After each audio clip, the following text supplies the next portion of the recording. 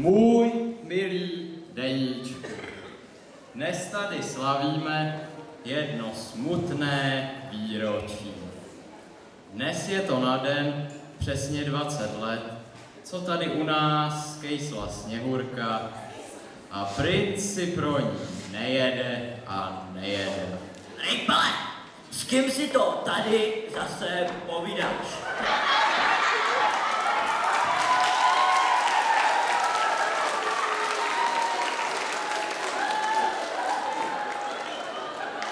S nikým? Víš, že si píšu deníček? To je deníček tohleto? Ano, to je můj deníček.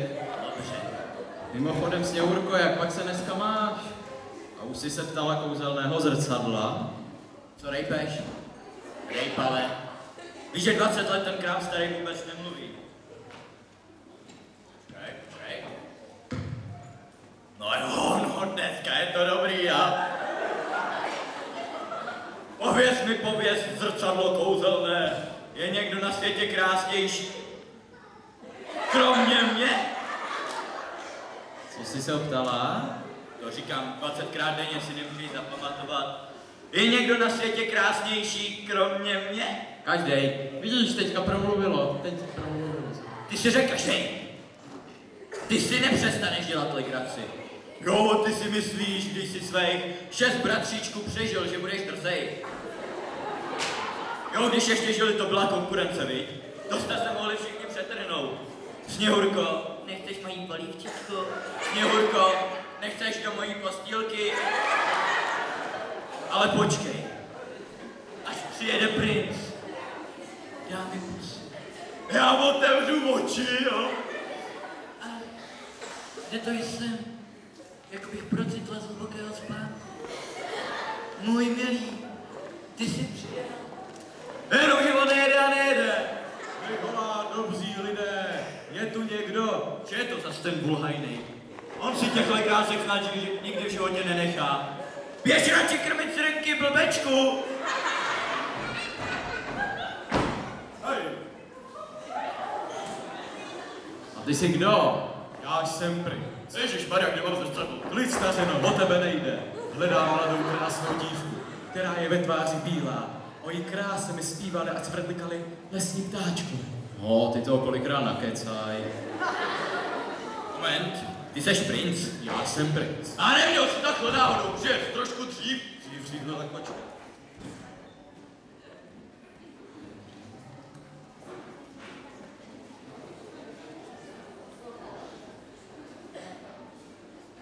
Buď si můj.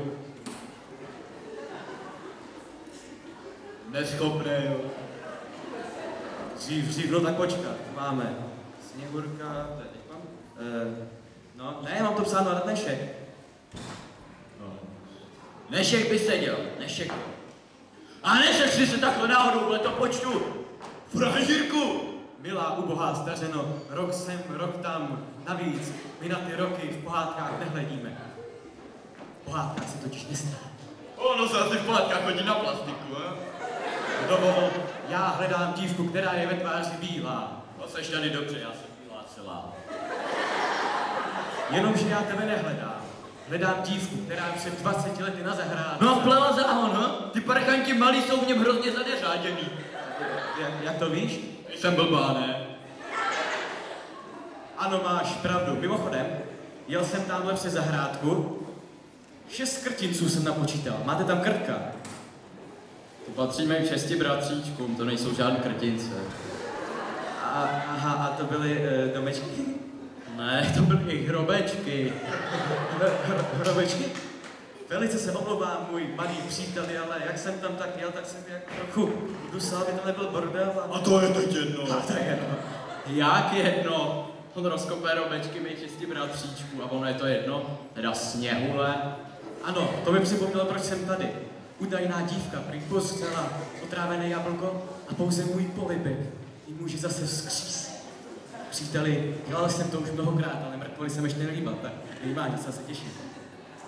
Já se taky nemůžu dočkat. Rejpale, vysvětli mu to, frajerkovi, a já se jdu připravit na to oživování. Rejpale, je to tady, je to tady! Ta je dobrá. Podívej se, řeknu ti to takhle. Tvoje budoucí nevěsta sice požila otrávené jablko, to je pravda. Jenomže ona se z toho dostala. Prosím tě, to je blbost, jak se někdo může dostat z otravy. To se prostě 3 dny bliká. Sněhule, lehni. Počkat. Sněhule, blinká, jabko.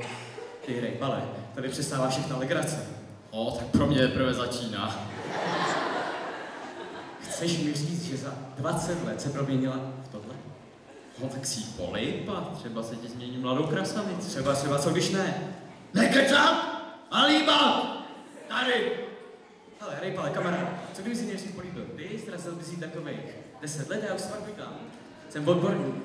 Ty nemáš tu míru, přestřelíš to, zrazíš ji na 12 let a to už je trestný, kamaráde, to je trest. Já už toho mám. 20 let tady čekám na konec téhletý blbý pohádky. A už mě to nebaví. Takže mi dáš pusu a jedem domů, ne? Klid, madam, krasavice jedna. To je velice dobrý plán, ale já mám lepší. Co bych jako teďko odešel, pak bych zase přišel, aby to byl prostě takový tvar, takový hezký ucelený. Co vy to? Sněhule, bacha, chci ti zdrhnout. Ty hajzle malej. Pozor, hele, to si taky o nás nemyslí.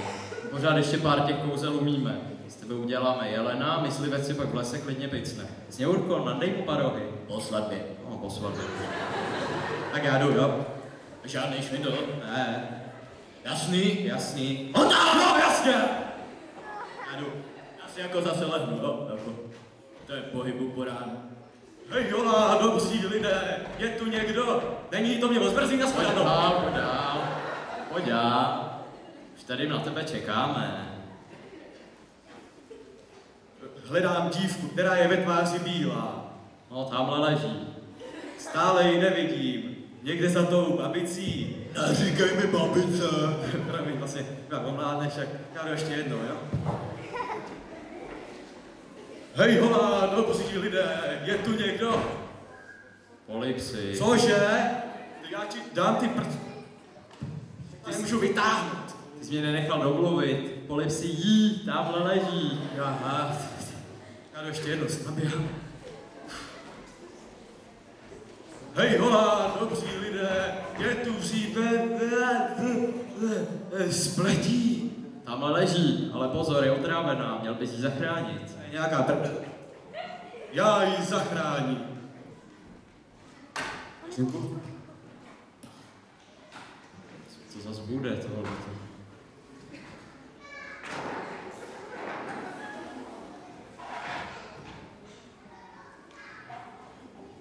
Co děláš? Pumpují žaludek. Dej to pryč! Pojď sem! To jsem. Jako bych procitla z hlubokého spánku. Můj milý, ty jsi přijel! Ale jsem já. Rejpale, on přijel!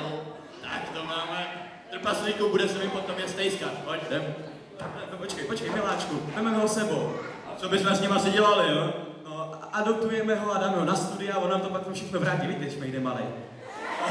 Toho bychom si maximálně mohli na zahrádku. Pojď. Počkej, Rejpale, kamaráde, Rejpale! Můj milý deníčku, zaplať pán Bůh.